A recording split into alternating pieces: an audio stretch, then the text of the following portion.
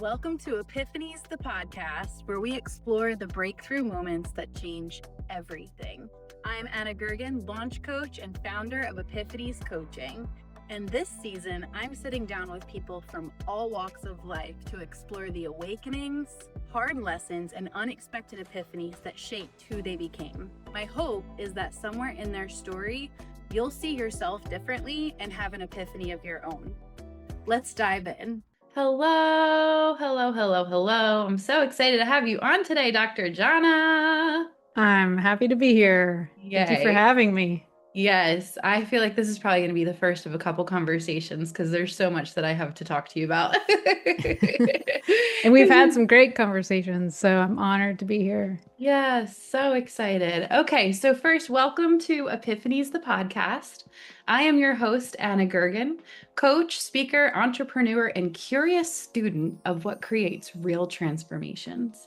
Each week, I sit down with remarkable people such as Dr. Johnna to uncover the moments that changed everything, the decision that altered a trajectory, the belief that had to die, the lesson that arrived disguised as a heartbreak, a failure, a success, or a surrender. Together, we'll explore the breakthroughs that shape our health, wealth, relationships, faith, and purpose, because one insight can change a day, one decision can change a year, and one epiphany can change a life. So let's dive in. So I have here today with me the Dr. Johnna Richardson, and Dr. Johnna is a business strategist and AI consultant, which is, I have so many questions for you about AI today. All right. I have questions not about the use of AI, but more about some of my moral feelings about it and how to work through those. So I'm super excited. A little bit more about you for our audience. You have a doctorate in psychology, which is so intriguing to me.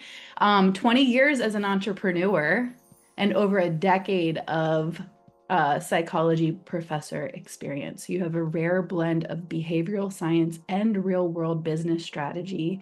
And I find the work that you do so intriguing. I think you're the queen of AI, actually. All right. That's my label for you. Okay, I'll claim it. That's my label for you. So first, just tell us a little bit about who it is that you serve for the audience to know, like who is your clientele? Yeah, well, sometimes I forget the things that I've done. So hearing that intro, thank you. I feel honored. It's so refreshing just to sit down and have a chat with someone, in the industry. And it's almost like therapy, right? To kind of get clear on who are we and what are we doing? Oh my gosh, Who are you're we helping? so right. Yes. And to hear that Yeah. reflected back, I think that is so important, right? It's Yes. that imposter syndrome is real. And Yes. when you hear your own credentials, your own success, your own experience reflected back, yes, it is a good reminder. And Yeah. you are that girl. So Well, I just already feel like telling people who listen, if you haven't talked about what you do or who you are, just sign up for something like podcasts or just create videos to say it, because sometimes it's just unreal who we are and what it is we're doing. And then once you verbalize it, it can become so real. So I already feel like I want to encourage whoever's listening today. yes. I Who I help. Well, the reason why I find it so intriguing, even just this question, is because like many of your viewers, we are becoming, right? We are constantly evolving and changing. So who I've helped through the years has evolved. And even just with the past 1 to 2 years, that has evolved as well. So I prominently, I have been helping women that have a dream to create a business, or they want to rebuild their business more in alignment with who they are, because they've become and realize, what I've built has changed and I need to bring more alignment. So really finding that alignment within their businesses. And so that's been primarily who I've helped in the last couple of years as a business strategist and coach. And it's a lot of midlife women, because you're credentialed or you've created something. Maybe you are, because I've been in the university world, I've met professors or therapists, because I was in that world, that want to create something of their own. And to realize you've got to create a personal brand of who you are, package up your skills, package up your wisdom, package up your expertise, and present that to the world. Because what I've learned about business, it's everything about how you say what you do and how you package it and present it to the world is really the only thing that matters when someone wants to say yes to your product or service. So it's been a fun, exciting journey, but that is primarily who I'm helping. And also, I'm entering into more consulting work with corporate and Mm-hmm. helping small businesses, those that have created businesses with teams or other organizations. And I have been a director of a training institute of a nonprofit that worked with children. And so I've got my hand in that arena in the past. And so I was like, oh, there's so many teams of people at small businesses that need help because we're living in a world of AI implementation. You can't get around it. It's kind of built into the tools you're already using. Mm-hmm. So helping teams, and so those are the two primary people I'll help as organizations and women. Amazing. Yeah. And speaking of resumes and credentials and experience, I've known you for a year now, and you just keep dropping new things. I didn't know about the director role. What? Okay, that was the last position I had prior to my consulting business. Yes. You have such a cool background of so many different varying things that a lot of people would think are almost like polarized, right? Like photography is art and creative, and then over in the business world on this side, and then over in getting your doctorate in psychology, like so many different variable things that make up who you are. I Yes, just think that's yes, so it's cool. that could look as maybe confusing, but in reality, I have completely, utterly always just followed who I am and exactly my passion and how I can help. So that's why I've evolved just to this past year of coining the identity-based business strategist because it all comes down to aligning with who you are and what your mission is. And if Yeah. it's not in alignment with that, it just never works, or it's full of chaos and difficulties. And so for peace and freedom, like just getting more. And that's why I think I resonate with you because that's your message too of Yeah. aligning with who you are. Right. And so yeah, so all the things I've done have been because I've been um, fostering and growing the skills that I've been given in this life. And yeah, my photography business was 15 years, and that really taught me a lot about business and working with people in that aspect. Uh, Yeah. so yeah, That's and amazing. I've done a few things, and It's and like some pretty dramatic pivots. So I'm wondering if you mm, can share for the women listening, because both of us jam out on identity and being in mm, alignment with who you really are and all of that, right? And when you're out of alignment, that's really where burnout comes in. And that's where mm, I like to use the analogy of the type of workout that you like to do. Like if you hate running, then you're only going to last a couple blocks and you're going to want to give up. But if you love dancing, you could dance for an hour because there's passion mm. behind it. So you have more drive to be able to keep doing the thing, right? So, what would you say to the woman that is running in her career and she's feeling like she's running out of, steam, and how some advice on how to make that pivot? Because those are pretty extreme pivots that Mm. you made from kind of like one almost career trajectory to another. Was Mm. there anything that you had to tell yourself or come to terms with in order to have the courage to do those things? Yes, I love this question. And I just love your perspective too, Anna, on because you have so much truth in you and how you help people and women. So Thank thank you for you. that question. Yes, I experienced burnout. And so I feel like I have authority in that position because not that you have to go through something, a trauma or pain to speak into something, but it's you've when you felt it, you felt it. And so you can speak with compassion. Um, Uh-huh. First, I'll say the exhaustion you're feeling is just data. Like, you don't have to identify with burnout, really.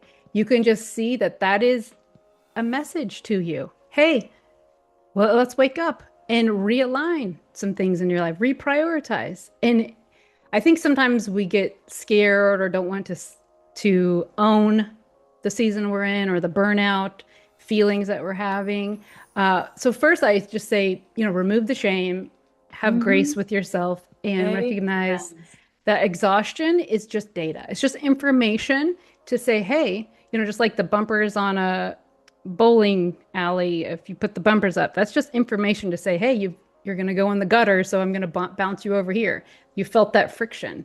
And so it's just information. So recognize like, oh, that exhaustion, you don't have to radically change everything overnight. It's just information to tell you, hey, tap, tap, tap, let's move a different direction now. And that's exciting. Even though it's confusing and scary, it can also be really exciting to Yeah. see that as almost like a godsend of information for you. So don't be afraid to realign, because I truly believe burnout really isn't the problem itself. It's that misalignment. And rest won't fix everything, right? So you think burnout, oh, I need to slow down and rest. Well, yes, that may be part of the plan, but really recognizing what is taking your energy, what is taking your time, what is taking your focus, and are those in alignment with your long-term goals? And that's Mm-hmm. your answer. And start to just, and even if it's really hard to say no because you may like and enjoy the thing, you may have to start to eliminate some things in your daily life if they don't lead to your long-term goals. And those Mm-hmm. long-term could be the month, the 6 months, a year, 5 years, whatever it may be. But in the big picture of things, if we aren't living day to day for those, our calling or our legacy or our big goals, we will feel that in our souls, which Mm-hmm. leads to that exhaustion feeling. So I don't know if I answered the question exactly, but But that was so those are good. my thoughts. So good. This is why we click too, right? Because it's like we're so aligned on so many of our thoughts and beliefs. I also experienced severe burnout, ended up in the ER a couple weeks before I gave my resignation at my career of 20 years. Mm, But you're right. There is this societal like shame that comes along with burnout, especially I think for high achieving women, because you're supposed to be able to hold it all together and you're supposed to be able to do it all, right? And we both have experienced this personally and we both have done it all and we both have been mm, uber successful. So I think that's really important for the whoever's listening, if you're experiencing some sense of burnout or fatigue or exhaustion, to know mm, like I won all the awards in the organization with 30,000 people. I was the MVP over and over again. I was the number one district manager over and over again. I got promoted from within, from sales associate all the way up to corporate director. And I still ended up in the hospital with burnout mm, because what I was doing was no longer aligned with the thing that I was really meant to do. But it took mm, stepping all the way away from it to realize that, you know, it took mm-hmm, stepping out of it. In hindsight's always 2020 to be like, oh, that's really what that was. What it felt like to me at the time was just, man, I know I have these big dreams in my heart and I just have no idea what to really do with them, you know? mm, Like, mm-hmm, I know I have these things that I want to do, but I'm not sure how I'm going to connect A to Z and get there. So, if you're listening and you're experiencing that, just A, know that you're not alone. B, know there's nothing wrong with you and just shake off that shame and realize you're probably made for even more than what you're doing right now, but it's going to come so effortlessly and with ease and flow and grace when you step in to the thing that you're supposed to be doing. mm, Ah, mm-hmm. let's take a pivot because I really want to pick your brain about some AI Mm. stuff, and I know that's like your Sure. jam. Tell us first, how did you like I'm telling you, I know you as the queen of AI. How did you get into AI? What was that trajectory for you? Yes. So I have a very strong desire for time freedom and living in peace. Nice. And I think Yes. burnout is a big teacher, right? It tells you how to work smarter, not harder, for lack of better terms, and recognizing how can you still accomplish the goals without so much human effort and human uh, cognition overload, right? Like the cognitive overload can be uh, pretty exhausting as an overachiever because you want to think through everything and make everything happen. So I just started, even in that state, it was about 10 years ago, maybe about that, I recognized my burnout, trying to get my doctorate, train for triathlons, run a photography business, and be a full-time psychology professor. All those things came crashing down at one moment. And right in that moment, I recognized I can't physically go do all the things I need to and want to do, even if they were good things, right? All those things were good things, but I recognized I couldn't physically do them. So I started to eliminate and like I stopped teaching for 6 months. Like I started to really recognize I wanted to finish my doctorate. That was the whole goal. So I need to, so all that to say is that lesson in itself about a decade ago taught me the importance of what we put our mind to and our physical actions to and our emotions to matters so much. So fast forward a handful of years, I started to implement these things within my business and how I help other women in their businesses to experience that time freedom and to experience the decrease of the cognitive load on a daily basis so they can live in freedom with their time and energy. So I started building tools with a Mhm. developer that implemented a lot of AI parts to it that I wasn't even understanding fully. This was probably about 3 years ago. I understood a lot of things were could be automated and even like right like a little chat bot on a website. We probably have seen that for well over before we started getting involved with AI. So AI has been around for a long time. Open AI with ChatGPT started about 2022. So we're still in the very beginning era, but right now we are on the fastest track of human race as ever seen, which to me Yes. is a lot of people see it as scary, but I see it as super exciting because just like the internet, you either jumped in and learned it or you didn't. And that shows where you're at in life right now, right? So all that to say is so I started developing tools for my clients different because I have a psychology background. I love assessments. So it started off with assessments, not just outsourcing my clients to go take a strength assessment over here or do this over here. I was like, my developer was like, Johnna, you can build your own. And I was like, oh, wow. So it started off like that. And I haven't called my developer in this year at all because I've learned so much so fast that I can do everything I need to for my business and my clients currently. And if the tasks get too much, he's there to help. But I just have, yeah. So it started off that for that reason, to experience more time freedom and I kind of see it as we're human orchestrators to see a big idea and a big goal and play that we can use all it's kind of like an art. We can use all these different tools to manifest a large idea that we have quickly and be able to have more space mentally to achieve different goals and more things. So while I've always had these small goals, I actually now uh, I'm just blown away at more ideas that are coming so rapidly because I can get my ideas out quickly. Like, I Mhm. mean, I I'm creating different assessments for me and my clients. I'm understanding marketing, lead generation, and content creation at speeds I never thought I could actually learn and implement. And right, those are just some basics of business. But also like helpful tools, or I built a client portal where my clients can watch projects in real time happening because I built a portal for them to experience that. Uh, Website building, just all these different things that can bog us down for such a long time. Mhm. And I just feel for people that are trying that are not tech savvy. And I don't have a tech background. I've my photography business gave me some skills, right, on computers, but this is all coming from just my creative brain, not because I'm a coder or a tech background at all. So that's a big answer to your question right there, but it really Oh, is, so good though. yeah, it really has come from the desire for time freedom and to be able to have my idea activated quickly and without having to hire someone to do it for thousands of dollars. We're living in a day and age that you can think of anything, and I can guarantee we can make it happen.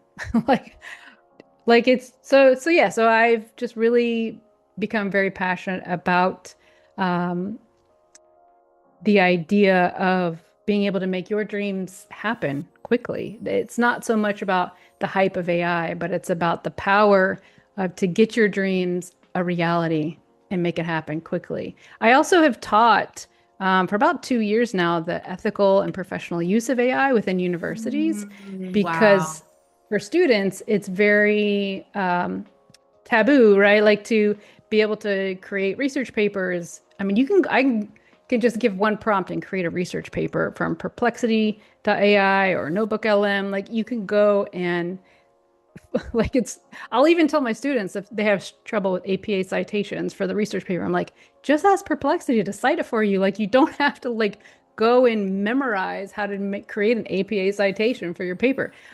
So not that we are not learning, but you have to almost be smarter than yourself to figure out the problem. So it's not enabling at all. It's ethically and professionally using it to create what it is you want and putting your human stamp on it, not copy pasting. So yeah, so I've been teaching that. That actually, I find that as a gift. I do adjunct teaching on the side when I have time with online universities. And this one environmental university in Maine has been they've called themselves now an AI first institution and helping students recognize that this is, and they're an environmental university. So they recognize that they want to be a part of the plan for our environment, not just see as, oh, AI is these data centers that are taking over. No, like we want to empower ourselves so we can be a part of a good plan for our future. So they're teaching their students that. So I just find it a gift that I'm able to be involved with that as well at the on that level. Yes. So so yeah, I kind of rambled there a little bit No, that with an was answer, but you I just get blew my excited about it. mind. Yeah, no, you blew my mind on a couple different levels because you listed off some things I had never even considered using AI for. And I'm over here like, oh my gosh, I want to create my own assessment now.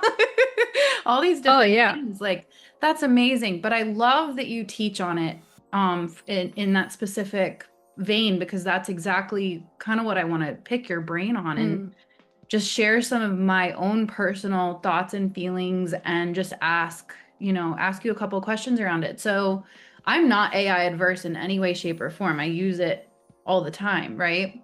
Where I where I get triggered, where my skin crawls is when I see people, I think it's what you mentioned about the copy and paste. When I see people using it to communicate, that's really where I have a hard time. I think it's also rubbing up against one of my core value, my value system. What I put a lot of value into is the use of our voice, the use of our mm, words. I think there's power in life and death in the tongue. There's power in what you're speaking. So when we're then being robotic in our communication and then all starting to kind of get watered down and sounding the same, I scroll social media and I can instantly pick up when somebody's used AI for their communication a lot of the times.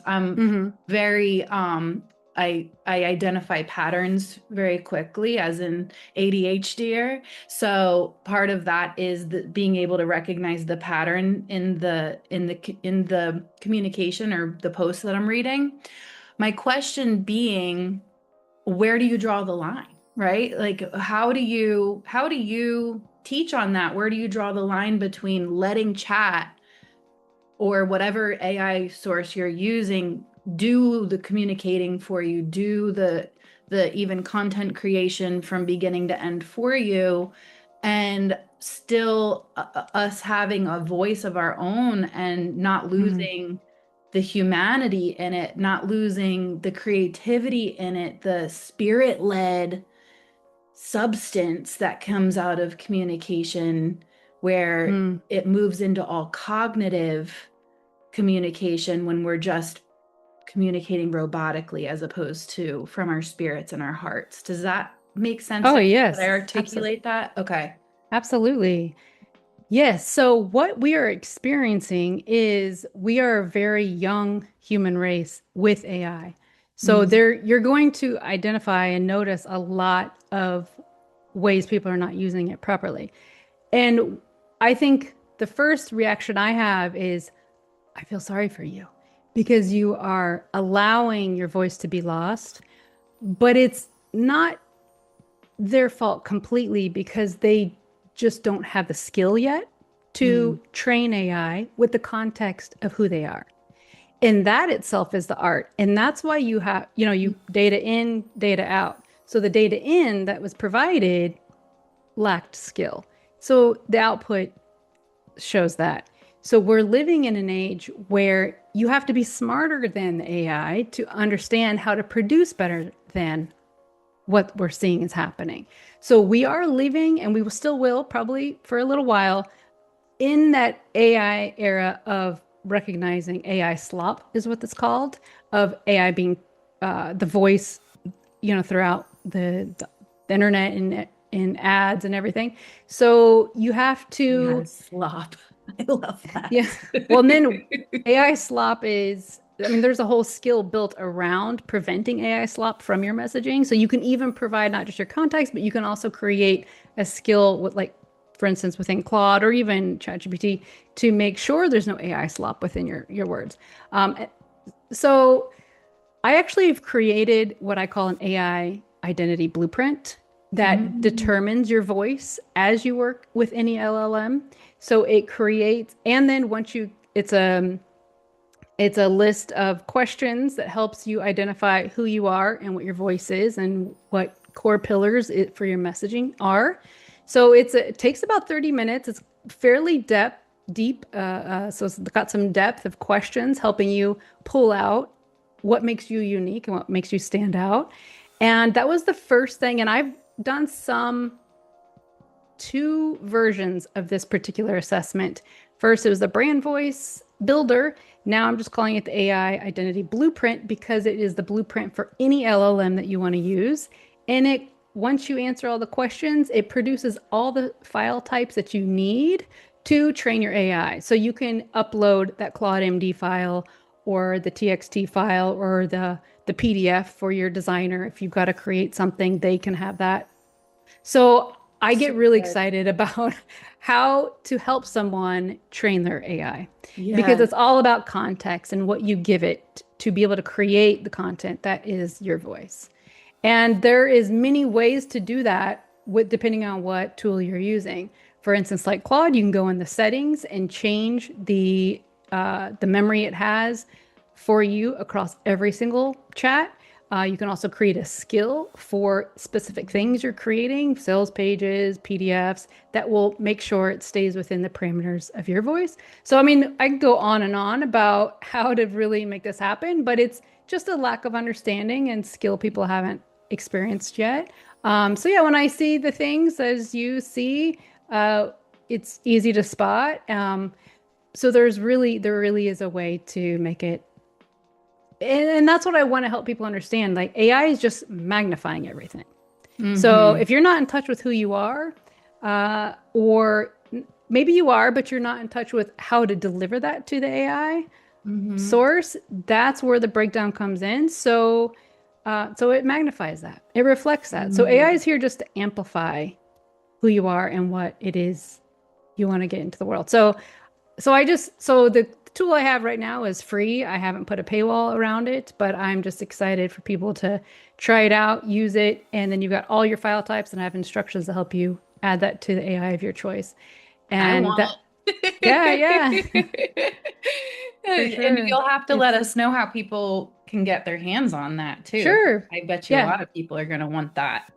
So yeah, we'll leave it in the show notes for everybody to sure. look I at think I that. have everything linked on my website, drjohna.com, and Okay. there's a free section on the bottom. But Awesome. yes, so I'm really passionate about helping people No, not just get in touch. Ultimately, I want you to understand yourself, Mhm. and that's really important, but it's also how to train the AI of your choice to be able to spotlight your voice and not drown it out. And um Yeah. and and to own that. I'm working on a workshop called The Identity Advantage in the World in the Era of AI because I really believe Ooh. it's you have an advantage if you are in touch with yourself and know how to tap that into AI. Oh my gosh, that's so So, good.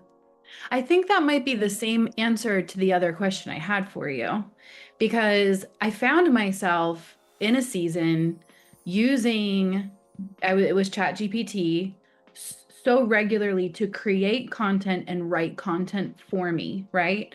I was loading in prompts and having it write things, and I'm a writer. When I write, I'm writing from, again, my heart, my spirit, and it's flowing out of me. What I found happening when I was over, like using it frequently, was I felt like my creative muscles were atrophying, where I mm, was now going to chat to write things for me all the time rather than sitting with myself to have it flow out of me. Does that make mm, sense? absolutely. So I wonder if what you're saying is actually the answer to that too, because Mm, it's learning how to use it as a tool rather than a crutch. hmm.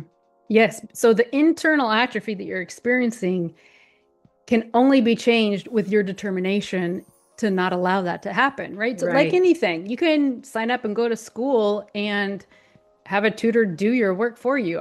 When I was getting my doctorate, statistics was really hard for me. I remember paying someone to do some problems for me. And I was like, is that really ethical, Johnna? But I would make sure I would learn it. But in Mm. essence, it's your responsibility to empower or disempower yourself in any learning moment. So when you're starting to feel that atrophy of allowing AI to be the voice for you, Mhm. recognize. So yes, you want to stay in a moment where you feel inspired, and AI is just enhancing your creativity and enhancing your ideas. And that's just an internal thing. So it's all up to you, like how disciplined you want to be, how um, you want it to impact your life. And just like anything in the world, it's a personal decision. And so I just get excited because I feel more creative every day because I'm allowing AI to do some heavy work and allowing me to move forward with these ideas that I have. Um, so yeah, so if you feel you're in that zone, that gray zone of letting AI do that work for you, just connect with yourself and hold yourself accountable of like, okay, how can I still use my brain? So a lot of times I'll make sure Mm. my plan is my own before I ever get on any AI tool Yeah. and know my goal first. The AI is not the strategy. Your identity is the strategy, and Ooh. and Say allow that that again. to. Say that again. That was a mic drop. Mm. Yeah, so AI is not the strategy, but your identity is the strategy, and AI will just help amplify that. That's so good. Yes. And that's also goes along the lines of don't use AI to write your text message to your friend, please. Like I'll get messages, personal messages come across and I'm like, "Did you I know you didn't write this. This is clearly not written by you." And I think that's another Mm, piece of that accountability that needs to come mm. in. Because when it's Well, personal, like person to person, friend to friend communication, I think it's so critical that mm. we don't lose Well, the heart behind it. think about if someone did use AI to communicate. Hmm. That is a sign that they're struggling on communication, right? So they need some support in knowing how. So they either learn through that process of like, oh yeah, okay, I see where my weakness is and how I can grow. And so I will use this term here, right? That could be an effective way. Or if you just copy paste and you want to zone out and detach from the pain of that lack of communication skill, right? So it's a That's heart good. motive. So when Yeah. I see, and I have had clients, and I was like, okay, and I can see they get overwhelmed with knowing how to request help with their tech stuff or their AI implementation of their brand, and I can see that they get overwhelmed and they're, using AI. And my heart is I don't want you to lose yourself and get confused and more Yes. when you are in the overwhelmed state. Use AI to help you get some clarity, but I don't want you to like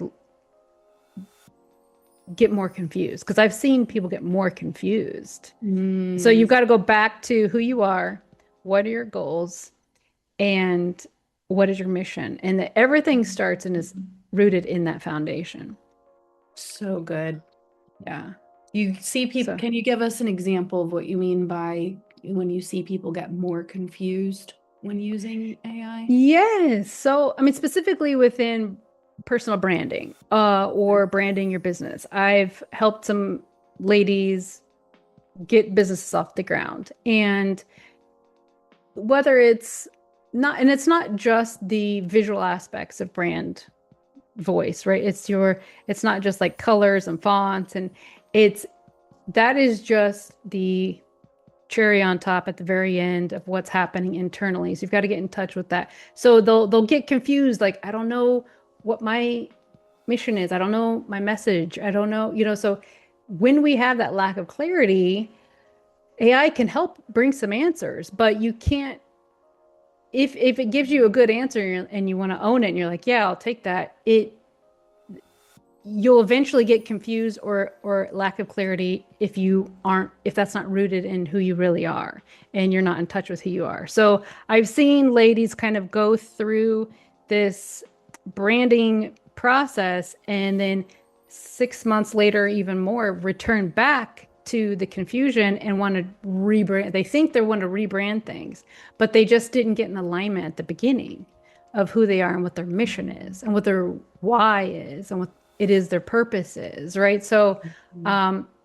because they leaned too much on AI and allowing those answers to say, okay, yeah, I'll go with that. Okay, yeah, I'll do this. This will be the structure of my website. This will be the offers I have.